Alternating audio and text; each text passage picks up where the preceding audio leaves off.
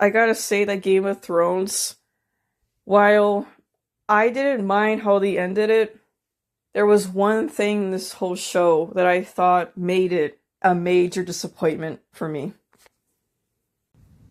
Game of Thrones season 8, I feel, wasn't as bad as people really think it was. I mean, sure, there are a lot of flaws, I'll give it that right. But for the most part, I did enjoy the final season. But there's one thing that really pissed me off, and it was the Night King. The Night King should have lived until episode 7 at least. So, the Night King had been hinted at since the very first season. You know, there were zombies killing people here and there, but people were just not really paying attention to this threat. They were more focused on the conflict with the Seven Kingdoms. You know, we had Jon Snow's family, the Starks. We had the us like Lannisters. They were in war with each other. They were killing each other, all for the throne. And it was an incredible conflict. And you know, there's so much going on, all these kingdoms. They're getting together to work together. They're killing each other. It was a great conflict. And the reason why it worked so well was because it really tells you how self-centered they were when it came to the throne, because Jon Snow is the only one to realize there is a worse threat out there, because in season 5, he ends up, for the first time, he ends up running into the Night King, and he is the one to see how bad this threat is. And his goal is to warn the Seven Kingdoms about this threat. It was a great scene because it made you realize, damn, the Seven Kingdoms, the conflict they were having is nothing compared to this threat. And the Night King was a secret boss fight. It was a great reveal. And that's when I got very, very excited. Because, sure, it was super, super awesome with the story and all that when it came to the Seven Kingdom. But the Night King was insane because this was going to bring like a whole other conflict to the story. And it kind of meant that this war going on between everybody was pointless, because you had this threat that was just going to take everything out. And it was just so awesome to see that. So I assume the final season, it was just going to be them trying to take out the Night King, because he is the true threat. And in season 7, there's a part with Jon Snow, and I really enjoyed the scene here, that they actually brought a zombie to King's Landing, and they had shown it to Cersei to tell her this is the threat. It's just one, imagine a whole army. Of course, Cersei doesn't give a damn, and she doesn't bother to help him out. So Jaime pretty much just abandons her to join Jon Snow's army. And this is when I got real excited because, you know, I really thought the Night King, I assumed that he would make it to King's Landing. And because Cersei didn't take it seriously, she was very fearless, she didn't care about anything. She wasn't afraid of anything. So I thought the Night King was gonna finally give her that fear moment. It would have been great for her story because she's a monster through and through.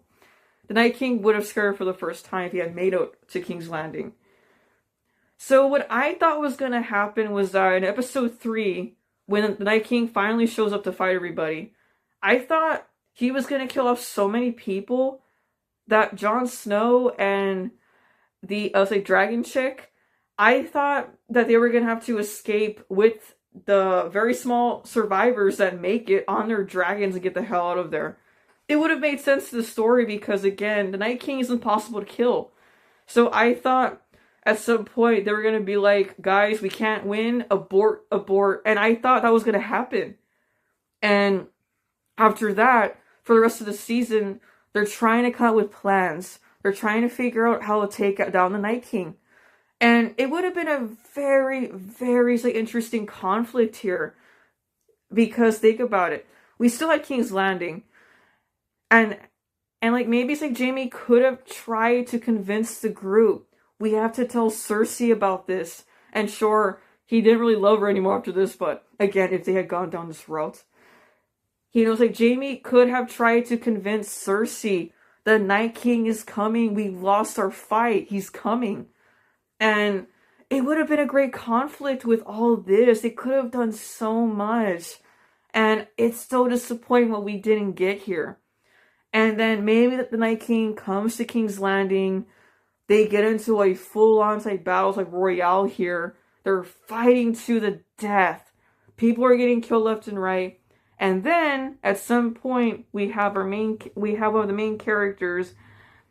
It would have been really cool to do that like really cool like knife trick that I was like Jon Snow's like little sister did in episode 3. She could have killed the Night King in this episode when he gets to King's Landing.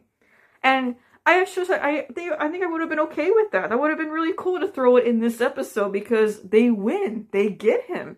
But King's Landing is gone. And yeah, it would have been amazing if they had done that. And it's like maybe here's like Jon Snow and also his girlfriend that was the dragon chick that turned out to be his family. Maybe here she would have lived too, and maybe, you know, Jon Snow probably would have realized, oh crap, she still wants the throne. And maybe here they could have gone to a conflict, or maybe Jon Snow would kind of like realize, you know what, I can't let her live. Maybe he could have killed her here because she still wanted the throne. So it would have made sense if he had killed her here. And again, the conflict we could have had, like, it's just so disappointing. The Night King, him getting killed so early. And come on, they had the budget. Like, there's no way they could have made this work. And then some other thing too that was disappointing to me was, oh man, I can't remember that dude's name. He was like that bald dude. I'm gonna put him on the screen. He mentioned something very interesting and creepy at the same time. He talked about he had seen some like vision in flames in a fireplace.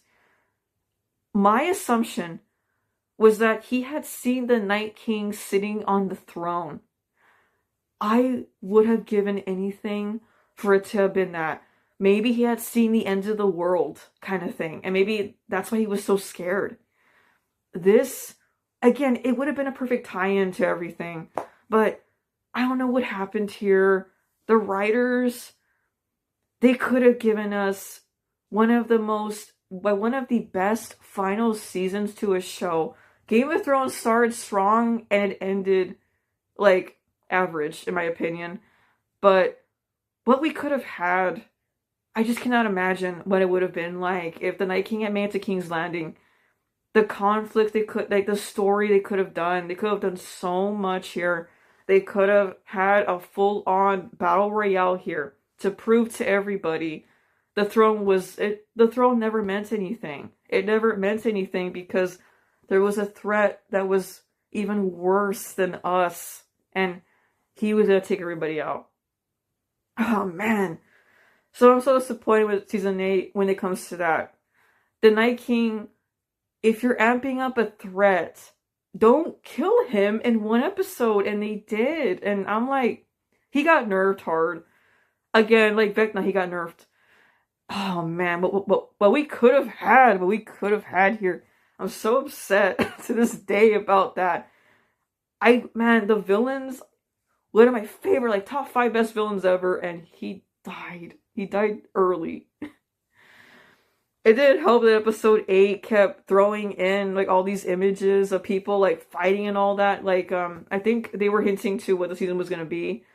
And I thought it was Night King, like, hints, and no, he died. I'm like, alright. So, yeah. That's my biggest issue with the final season of Game of Thrones. I didn't mind what they did, but the Night King was, to me, one of the best villains ever. They kill him early, and it's just like, why? Like, I didn't get that. Because they were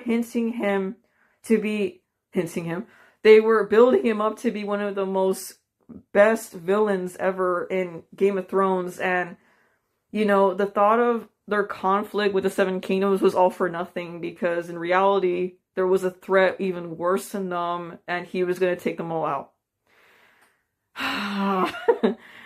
So So yeah, that's my thoughts personally on the final season of Game of Thrones, and we didn't get that.